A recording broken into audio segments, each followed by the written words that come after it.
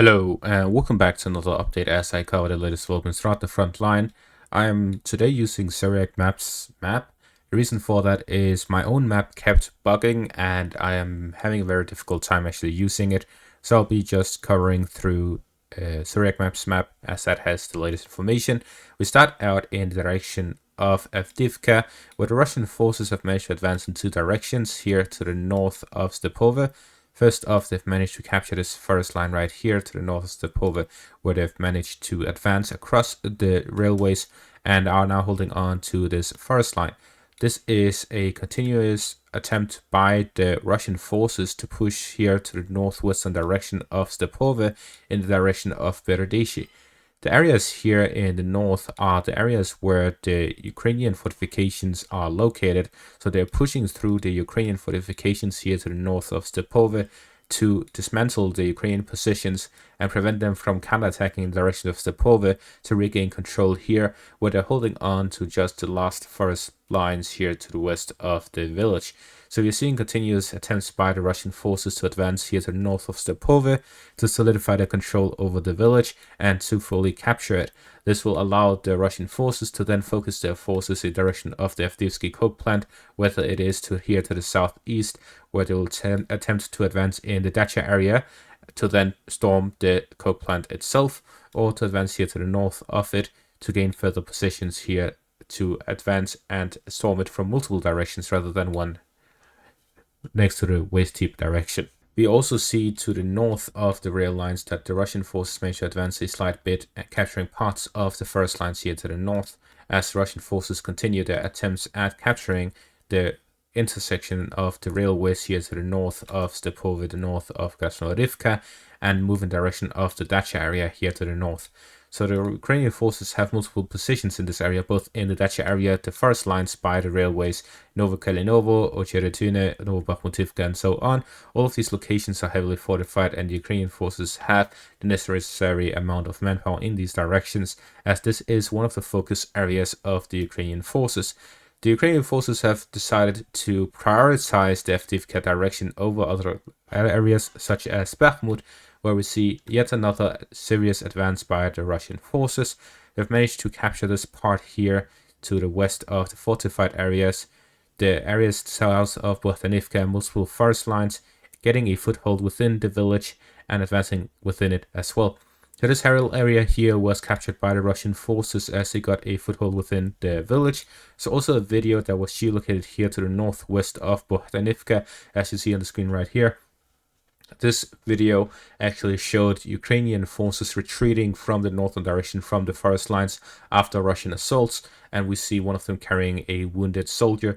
So the Ukrainian forces fought and then were forced to be pushed back and retreat into the village as the Russian forces continue their advances in this direction. We then move further south in the direction of the recent advances here to the west of the nursery farms area, where we see this geolocated footage here, which shows Russian forces advancing in this direction, capturing this forest line and getting hit by Ukrainian artillery. So we see that the Russian forces continue their advances west of the nursery farms, which is a significant advance compared to what we've seen earlier, much larger in scale. The main reason for this is that the majority of the Ukrainian fortifications have already been captured by the Russian forces here to the east of the nursery farms, to the southeast of it. So the majority of the Ukrainian fortifications and trenches here in the area have been captured by the Russian forces, which makes it much more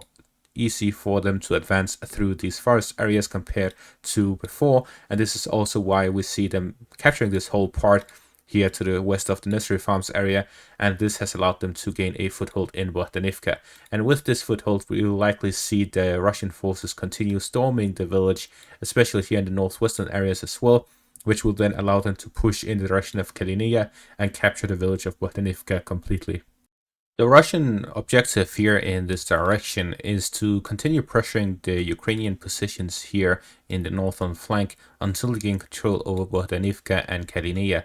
Then they'll start moving northwest towards Rihorivka and southwest towards this sub-city area east of Chasiv Yar, east of the canal line, that goes here in between the Russian positions and Jazov Yar, and then start pressuring Ivanivska from the north, from the east, northwest, and east directly to the southeast from the direction of the Dacha area, as well as Klishivka. And with that, they will be able to completely surround Ivanivska from all directions if they manage to continue pushing the Ukrainian forces here in Klishivka and reach the canal here to the south as well. So there is this attempt by the Russian forces to continue pressuring the Ukrainian positions in the flanks of Bakhmut to push westwards in the direction of the canal, encircle Ivanivske, and gain full control over the areas here between Bakhmut and Jazov Yar, making the canal the front line.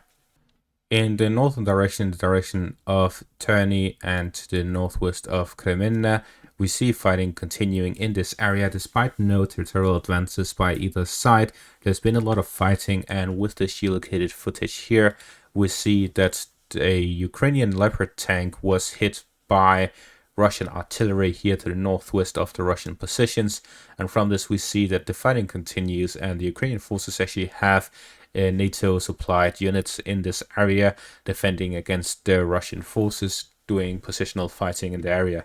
We then move on to the direction of Novomikhailivka here to the south of Marinka, where fighting continues on the eastern and southern outskirts of the city.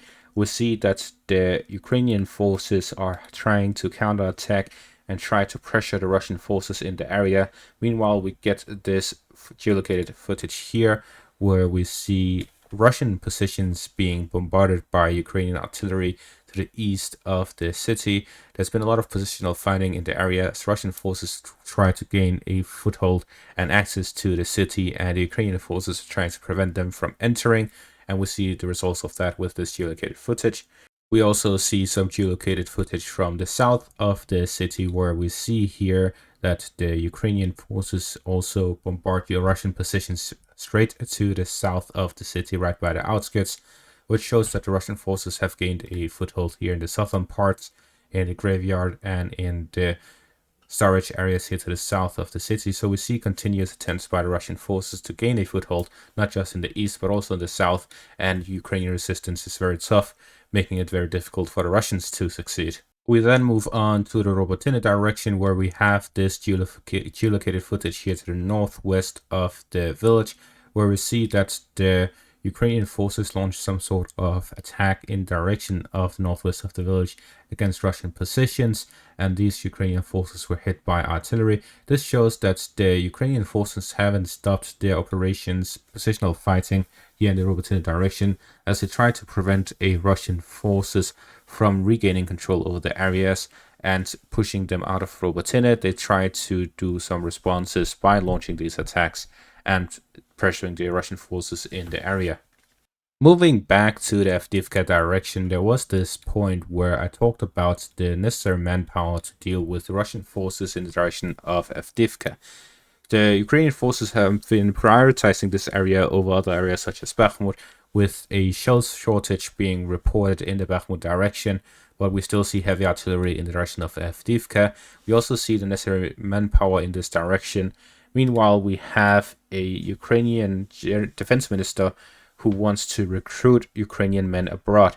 According to German media Die Welt, Ukrainians between the ages of 25 and 60 who are in Europe or elsewhere should receive an invitation to report to the armed forces recruitment centers, the minister said. Even though it is an invitation according to the media, the minister made it clear that sanctions may come into question if you do not show up. We are still discussing what will happen if they do not come voluntarily, he said.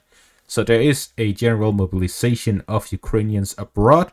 This means that the Ukrainian forces have managed to face major difficulties mobilizing the forces within the country, whether it be because of low morale or a lack of mobilizing age males in the country. Whichever the case, we see the symptoms of that being this article where Ukrainian defense minister wants to mobilize Ukrainian men in other countries, and the fact that the Ukrainians have also started mobilizing women.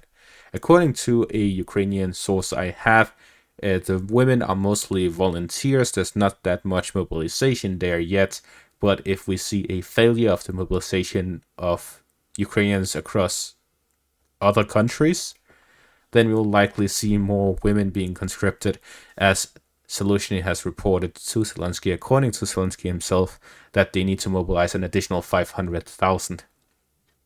So this shows that Ukrainians' manpower system and position is actually very poor right now. If they need additional 500,000 men and they can't even get it from their own country, they have to request it from abroad, and even use sanctions against these males who refuse to go out of the country they're living in back to Ukraine to then serve in the army. This is honestly very surreal to hear this happen. But it is what it is when the war takes the toll in casualties as it has, and this goes against all of the Western so-called experts who claim that the Russians use human wave tactics and the Ukrainians simply receive no casualties at all, yet now they need to mobilize an additional 500,000 troops, while the Russians have increased threefold the amount of troops they had at the start of the war. So this raises the question, can Ukraine continue fighting even if the West continues supporting with military aid? The answer becomes very difficult for Ukraine, especially if the new mobilization waves fail. There will be no new offensive. There will be no quote-unquote capture of Crimea by 2024, which they now claim after they failed in 2023. I'm looking forward to the invitation to the beach party, if I'm even invited, considering that a lot of the people on the pro-Ukrainian side dislike my content, despite me trying to be as neutral as possible. Not to say that the pro-Russians don't dislike me either, that's the cost of being neutral. But at the very least, I hope that I get invited to some sort of Crimea beach party, whether it is the one or the other. Who knows? That is going to be all for this update. Thank you for watching and have a great day.